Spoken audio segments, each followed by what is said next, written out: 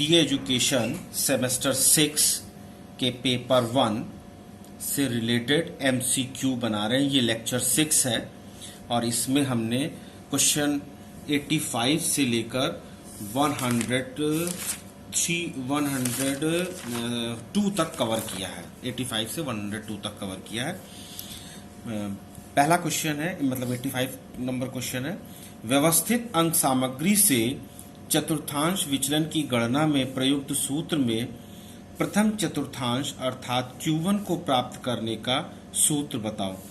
तो प्रथम चतुर्थांश को प्राप्त करने का सूत्र है L plus n by 4 minus capital F with in bracket divided by FQ multiplied by class interval. अभी मैं इसका मतलब बता दूंगा। कल इसके पहले वाले में हमने बताया था कि अव्यवस्थित अंक सामग्री से चतुर्थांश विचलन निकालने में Q1 और Q3 का जो फॉर्मूला लगता है वो n+1/4 था और 3n+1/4 था। तो यहाँ पर व्यवस्थित अंक सामग्री से निकाला। अगला क्वेश्चन है, व्यवस्थित अंक सामग्री से चतुर्थांश विचलन की गणना में प्रयुक्त सूत्र में तृतीय चतुर्थांश अर्थात Q3 को प्राप्त करने के सूत्र को लिखिए।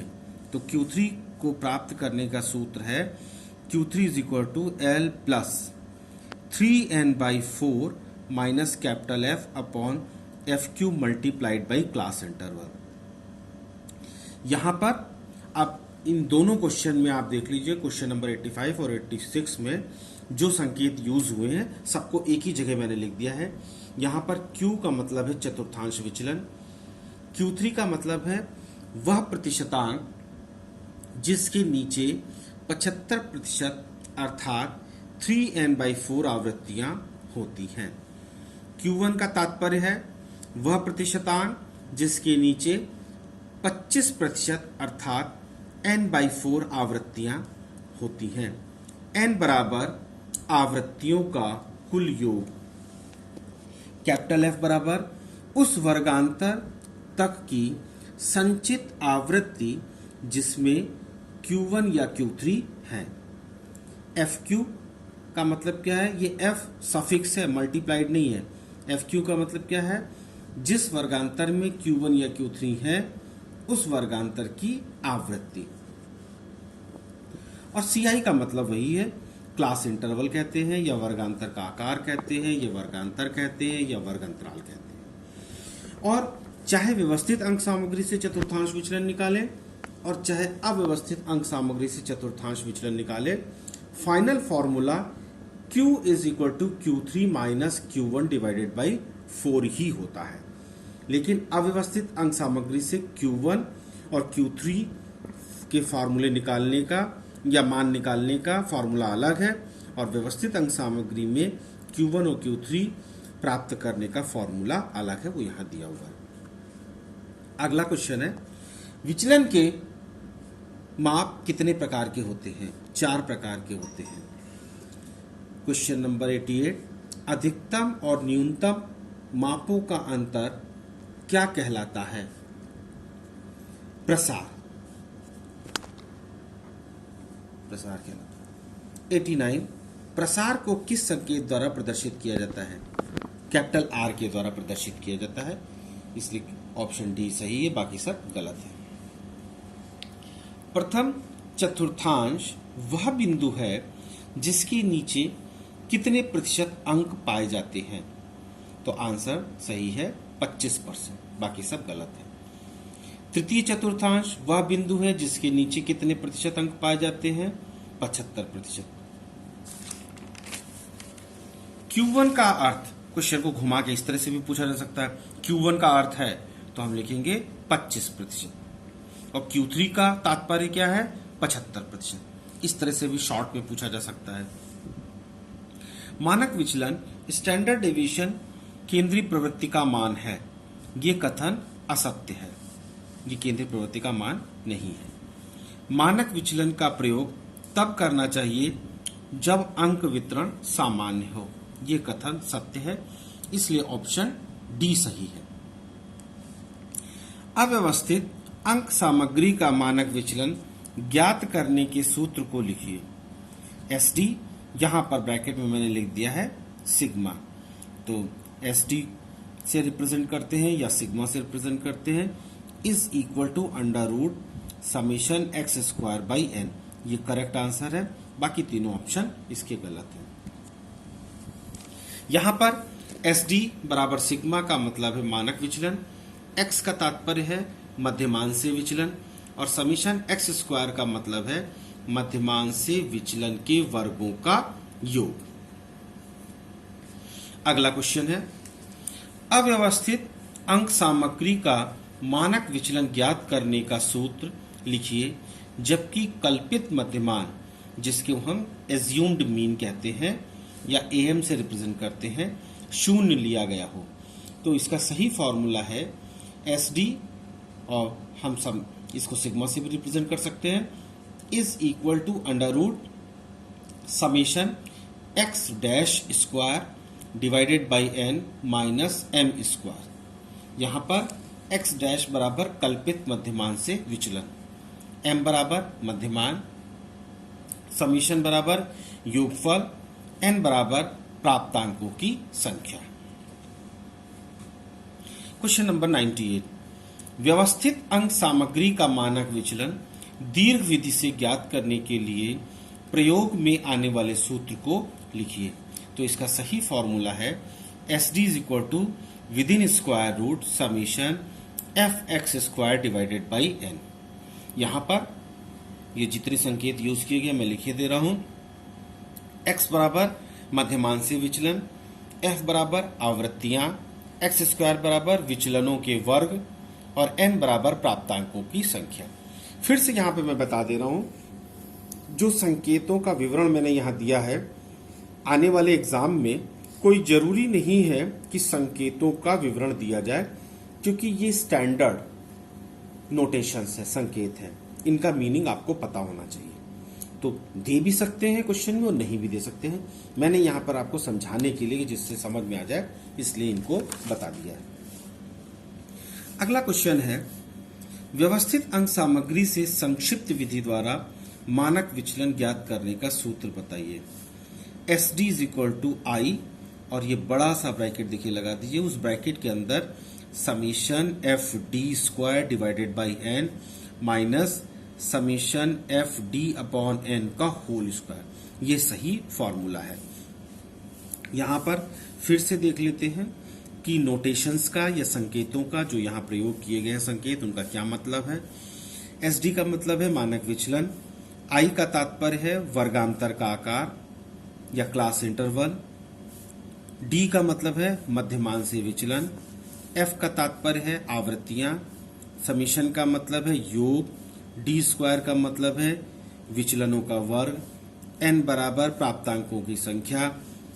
ठीक है, अब यहां पर जैसे एक संकेत आया है समीशन एफ डी स्क्वायर, इसका मतलब है डी स्क्वायर विचलनों का वर्ग को एफ से मल्टीप्लाई करिए, जो टेबल बनेगी उसमें सबको जोड़ दीजिए, तो वो समीशन एफ डी स्क्वायर मिल जाएगा। क्वेश्चन नंबर 100, व्यवस्थित अंक सामग्री से संक्षिप्त विधि द्वारा मानक विचलन ज्ञात करने का अभीष्ट सूत्र लिखिए। तो एक सूत्र ये भी है, चाहे इस फॉर्म में पूछा जाए, चाहे इस फॉर्म में पूछा जाए, चाहे ऊपर वाले फॉर्म में पूछा जाए, SD is equal to I within square root summation F x dash square divided by N minus C square. ये फॉर्मूला C के टर्म में है, तो C का मतलब यहां पर क्या है और अन्य संकेतों का मतलब भी क्या है देख लीजिए। SD का मतलब है मानक विचलन, I का मतलब है वर्गांतर या वर्गंतराल या साइज ऑफ क्लास इंटरवल या क्लास इंटरवल, X डैश या X प्राइम का मतलब क्या है मध्यमान से विचलन, F बराबर आवृत्तियां, समीशन का मतलब है योग, X डैश स्क्वायर का मतलब है विचलनों का वर्ग, और C का मतलब है संशोधन। इस फॉर्मूले में संशोधन यूज किया गया है। तो क्वेश्चन नंबर 99 और क्वेश्चन नंबर 100 में यही अंतर है कि ऊपर वाले में यहां पर C नहीं है, यहां पर C यूज किया गया। अभी सी का मतलब क्या है अगर पूछा जाए तो एक इसके लिए मैंने क्वेश्चन अलग से बना दिया है। क्वेश्चन नंबर 101, व्यवस्थित अंक सामग्री से संक्षिप्त विधि द्वारा मानक विचलन ज्ञात करने में प्रयुक्त सूत्र में प्रयोग होने वाले संकेत सी, जिसे संशोधन कहा जाता है, करेक्शन कहा जाता है, को किस सूत्र से ज्ञात करते हैं? तो इसका सूत्र है C is equal to summation fx by N. ये सही आंसर है, बाकी सब गलत है। इसी पे यहां पर एक और देख लीजिए कि कुछ किताबों में x की जगह d लिया गया है, तो C को एक और सूत्र द्वारा भी लिखा जाता है। हमने अलग से क्वेश्चन नहीं बनाया, यहाँ पे नोट करके लिखे दे रहा हूं। C is equal to summation F D by N भी यूज करते हैं, चाहे summation F x by N use करिए और चाहे summation F D by N use करिए। अब इसके पहले वाले क्वेश्चन में करेक्शन में सी स्क्वायर यूज किया गया था, तो सी स्क्वायर का मान हो जाएगा summation F x by n whole square या summation F D by n whole square. तो इसको ध्यान रखना है कि एक्स और डी का मतलब वही है। क्वेश्चन नंबर 102, इस लेक्चर का, ये हमने लेक्चर 6 प्रिपेयर किया है, इस लेक्चर का ये आखिरी क्वेश्चन है। यदि दो वितरणों के मानक विचलन मध्यमान से विचलन एवं वितरणों की कुल संख्या अर्थात प्राप्तांकों की संख्या क्रमशः सिग्मा 1, D1, N1 एक वितरण के लिए एवं सिग्मा 2, D2, N2 दूसरे वितरण के लिए दिए गए हों, तो संयुक्त मानक विचलन ज्ञात करने का सूत्र लिखिए। यहाँ पर सिग्मा 1 का मतलब क्या है? मानक विचलन। डी का मतलब क्या है? मध्यमान से विचलन। और एन का मतलब क्या है? वितरणों की कुल संख्या। तो सिग्मा 1, D1, N1 एक वितरण के लिए और सिग्मा 2, D2, N2 दूसरे वितरण के लिए। तो अभीष्ट फॉर्मूला जो होगा वो यहाँ लिखा है, SD कॉम्बिनेशन या SD कंबाइंड या मानक विचलन, संयुक्त मानक विचलन, अंडर रूट लगाया N1 with in bracket sigma 1 square plus D1 square bracket close plus N2 bracket sigma 2 square plus D2 square divided by N1 plus N2। यहाँ पर एक और इम्पॉर्टेंट पॉइंट देख लीजिए, एक क्वेश्चन और बन सकता है। अगर मानक विचलन ये मैंने दो वितरण के लिए निकाला है, अगर वितरण 3 हो तो फॉर्मूला क्या बन जाएगा? N1 sigma 1 square plus D1 square plus N2 sigma 2 square plus D2 square plus N3 sigma 3 square plus D3 square divided by N1 plus N2 plus N3। अब इसी में एक क्वेश्चन और बन सकता है। वैसे इतना कठिन क्वेश्चन पूछा नहीं जाएगा, लेकिन फिर भी बता देते हैं। अगर वितरण 1, 2 नहीं है, n है, बहुत ज़्यादा है, तो क्या हो जाएगा? N1 तो संयुक्त मध्यमान क्या हो जाएगा? ब्रैकेट बड़ा सा लगा दीजिए, N1 sigma 1 square plus D1 square plus N2 sigma 2 square plus D2 square plus dot dot dot dot लगा दीजिए NN sigma n square plus DN square bracket close divided by N1 plus N2 dot dot dot and so on plus NN। तो ये अभीष्ट formula हो जाएगा। सो इस lecture में हमने क्वेश्चन नंबर 85 से 102, क्वेश्चन नंबर 85 से 102 तक कवर किए हैं।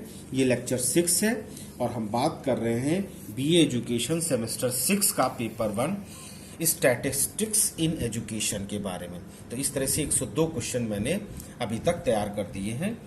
Please subscribe the channel, press the bell icon, like the videos and also share all these videos related to MCQ with your friends of the same class, that is BA Education Semester 6. Thank you.